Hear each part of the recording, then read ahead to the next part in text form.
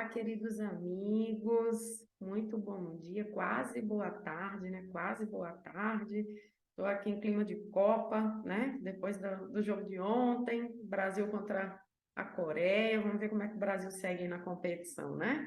E aqui também me dividindo entre os trabalhos aqui do escritório, porque véspera de recesso, né? É complicado para os advogados, né? Os advogados entenderão aí a nossa correria de recesso de fim de ano, né?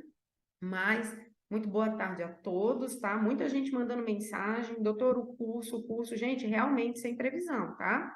A gente abriu agora na Black Friday, né? Tivemos uma abertura de quarta turma na Black Friday, né? E realmente seguimos sem uma previsão, tá? Então, clica no link que está aqui abaixo, entra na nossa lista de espera, tá? Você vai ser avisado quando a gente tiver abertura de novas turmas, né? Seguimos ainda sem uma previsão de datas, mas eu sugiro que você já coloque seu nome lá na lista de espera para que você fique aí antenado.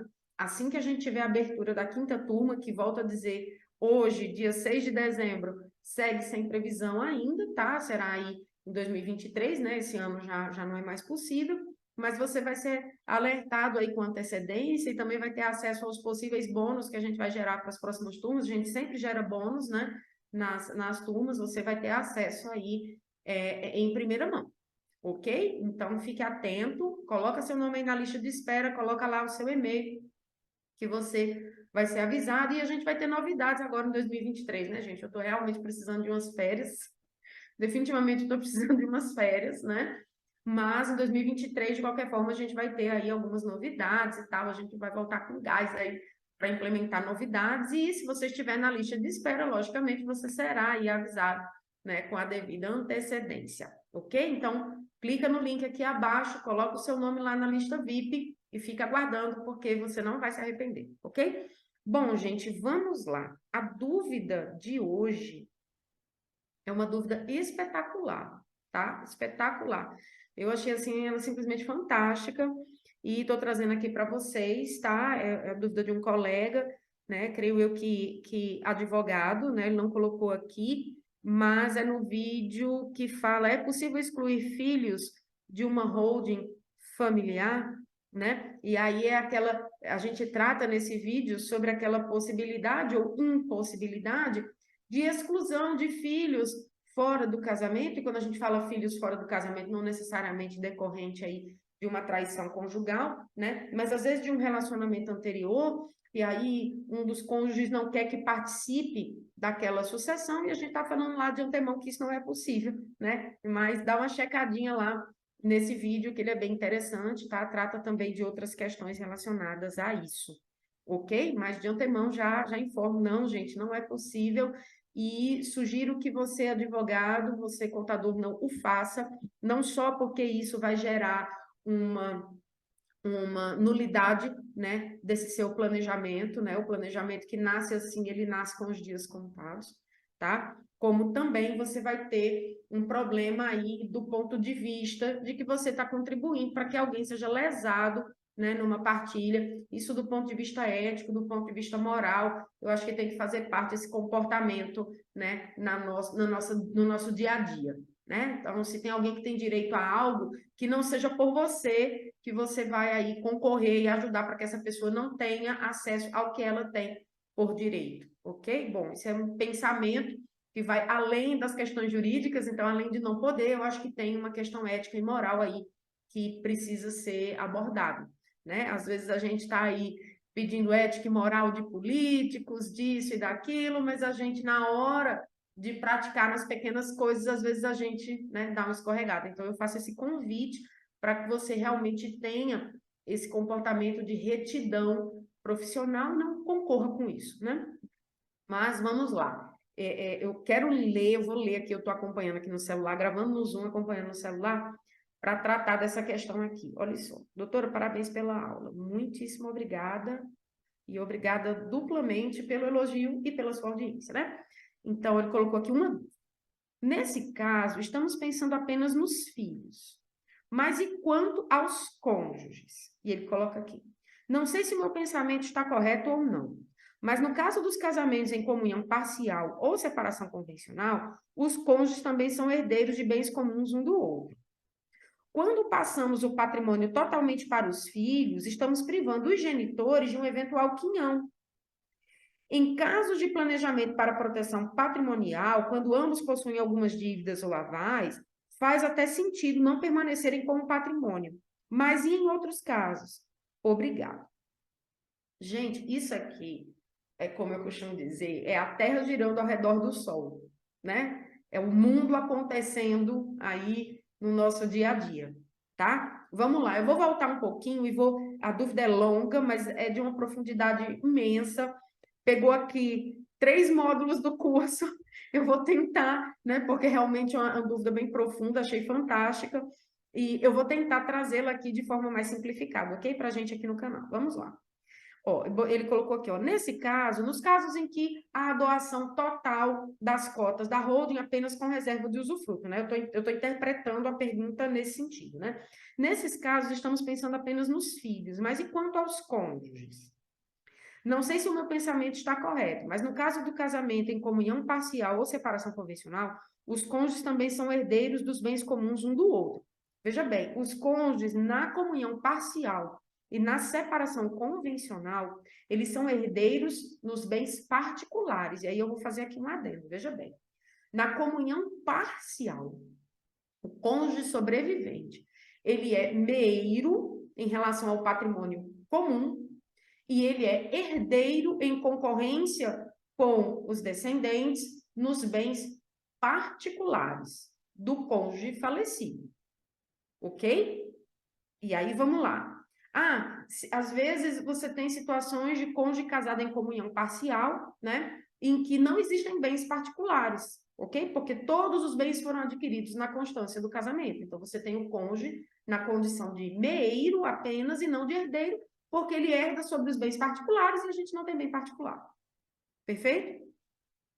Na separação convencional, aí você não tem a comunhão patrimonial, porque na separação convencional, como o próprio nome indica, né, o patrimônio de cada um dos cônjuges é particular em relação ao outro. Você não tem bens ali em comunhão. Você só pode ter, quando muito, bens em condomínio, tá? Em condomínio, que é quando os cônjuges, de repente, resolvem comprar, na separação convencional, por exemplo, resolvem comprar um apartamento para eles morarem, e aí eles entram cada um com a metade do valor, mas ali você não tem uma comunhão, você tem um condomínio entre eles, tá? Que inclusive pode ser uma proporção diferente de 50-50, pode ser 70-30.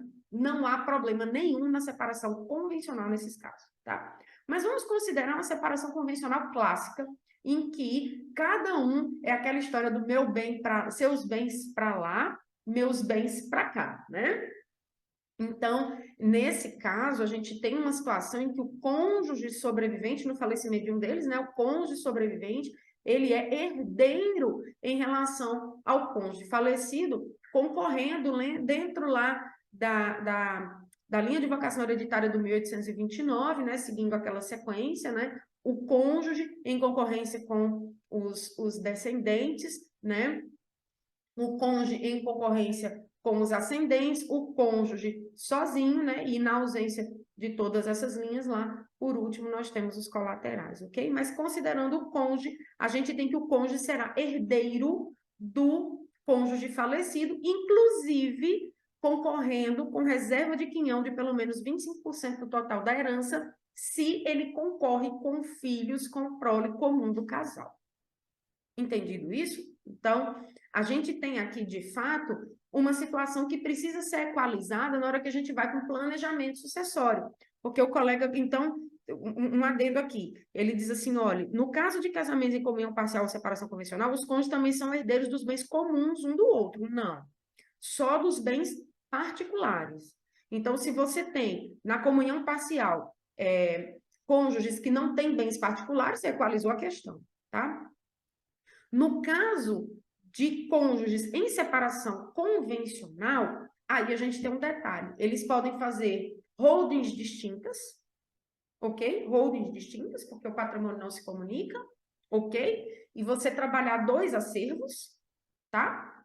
como você pode ter uma única holding em que cada um integraliza seus bens especificamente ali dentro dessa holding, eles terão cotas na proporção do patrimônio integralizado, que pode ser diferente de um 50-50, pode ser 70-30, pode ser 60-40, né? E por aí vai, tá? E por que isso? Porque cada um está integralizando seus bens. É como se fosse uma sociedade contraída entre terceiros do ponto de vista patrimonial, tá? Patrimonial de constituição, ok?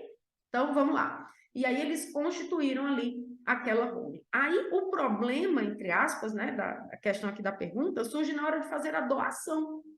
Porque na hora de fazer a doação, quando você tem pessoas casadas em comunhão parcial, que um dos cônjuges tem bens particulares, ou na separação convencional, que aí todo o patrimônio ele será de ordem particular, você tem aqui uma situação em que o cônjuge, na hora que ele está doando, esse casal está doando a totalidade do patrimônio para os filhos, ele, de fato, né, como ele bem apontou, está abrindo mão de um quinhão hereditário. Na prática, é isso que está acontecendo na hora que ele doa tudo, né? E o outro cônjuge, ele fica aí, digamos assim, privado do seu quinhão quando ele tem a condição de herdeiro. Estão acompanhando? E aí ele coloca aqui, ó, quando passamos o patrimônio totalmente aos filhos, estamos privando os genitores de um eventual quinhão. E aí vem, em caso de planejamento para proteção patrimonial, quando ambos possuem dívidas ou avais, até faz sentido não permanecerem com patrimônio. Esse é o nome. Mas e em outros casos? Aí vamos lá. Gente, aí a gente precisa entender de forma sistêmica. Aí a gente precisa entender o todo. Sendo bem realista, porque isso acontece dia sim e outro também no seu escritório de advocacia ou de contabilidade quando você trabalha com essa área, tá? E aí existem situações que a gente tem que ser realista, tá? E perguntar ao casal o que eles querem. Porque, veja bem, de acordo com o 426 do Código Civil, não pode haver pacta corvina, não pode haver contrato ou disposição patrimonial sobre herança de pessoa viva, tá? Então, e isso engloba algumas situações, por exemplo, da renúncia à concorrência sucessória. Hoje o entendimento é de que, olha, um herdeiro sobrevivente, ele não pode dizer, um herdeiro, um possível herdeiro, ele não pode dizer, olha, eu renuncio à futura herança do meu pai e da minha mãe. A renúncia à herança, ela existe e ela é válida e eficaz quando a herança já existe, ou seja, o pai ou a mãe já faleceram e aquele herdeiro diz, eu não quero receber a herança. Que, na verdade, essa renúncia à herança, ela, na verdade, se caracteriza como uma renúncia à própria condição de herdeiro. Ok? Então, isso é perfeitamente viável e realista e eficaz na ordem jurídica.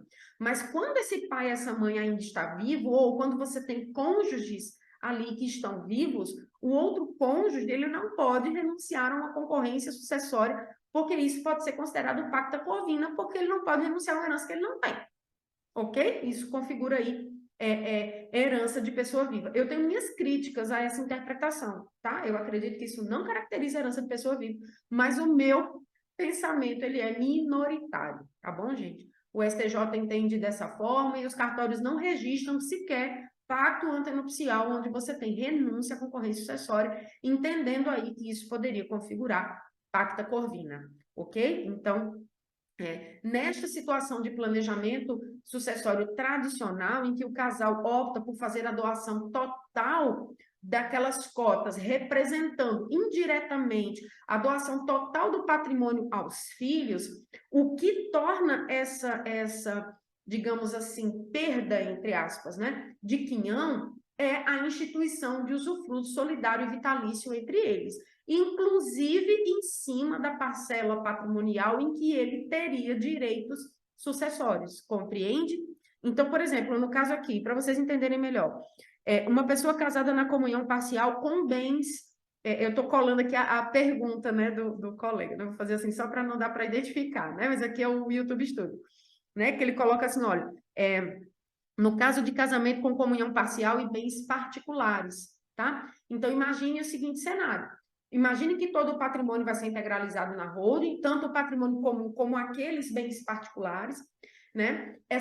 Ele será convertido em cotas, todas essas cotas serão doadas aos herdeiros, ok?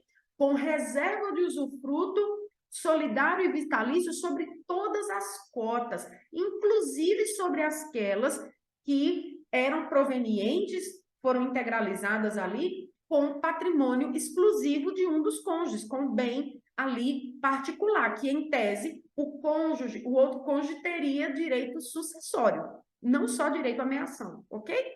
E aí, qual é a situação que a gente se apresenta aqui? O meio que você tem de equalizar é o usufruto, tá? Instituir um usufruto total, solidário e vitalício entre ambos sobre a totalidade do patrimônio. Porque aí, veja bem, imagine um homem e uma mulher casados, tá? Em regime de comunhão parcial. Imagine que a mulher tinha bens particulares, o homem não tinha bens particulares e eles adquiriram também patrimônio na constância daquele casamento.